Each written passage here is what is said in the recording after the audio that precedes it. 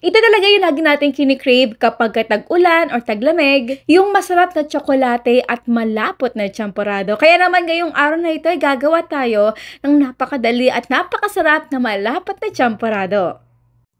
Malagkit na bigas syempre yung ating gagamitin ngayon. 1 cup, kailangan ihugasan natin ito ng 3 beses.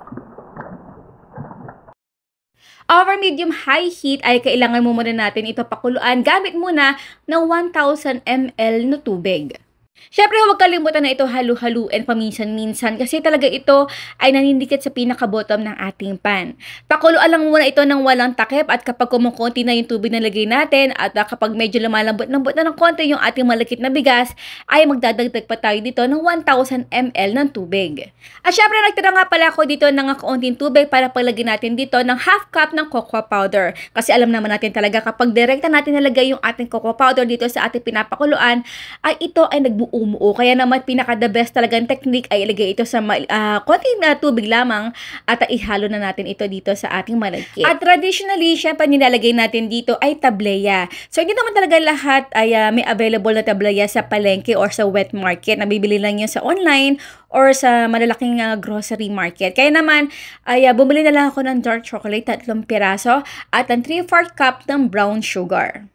Again, halu-haluin lang natin ito hanggang sa matunaw na or mag-well blend yung ating dark chocolate bar at ng ating asukal.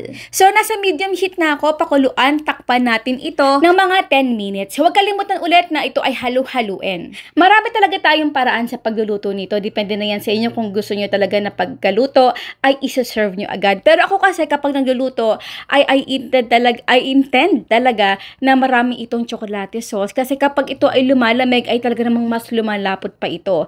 Nakasanayan ko na nakapagluto ko ng champorado ay hindi ko ito agad-agad sineserve. Naghihintay pa ako ng mga 30 minutes to 1 hour para naman talagang lumapot pa yung ating champorado. So, patayin na natin ang apoy at hayaan lang ito talaga na lumambig ng bahagya at makikita nyo naman talaga na malapot na yung ating champorado. Ito ay best served with evaporated milk or powdered milk.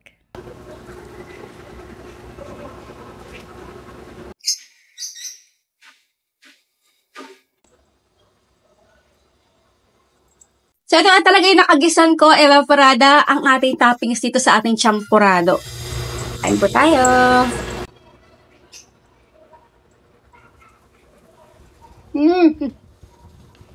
Apako-simple ng lasa.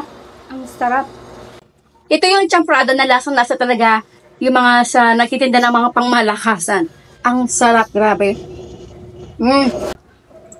Next, ito naman yung ating powdered milk. Kain po tayo.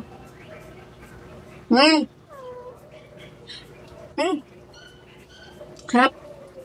Nagpapa-add pa ito ng additional pantamis. Sarap ha?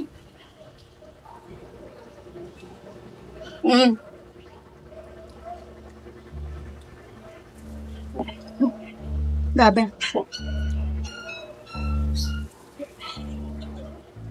So yan guys, kayo nang humusga kung ano talaga yung karapat-dapat na i-partner dito sa ating champorado. Powdered or liquid?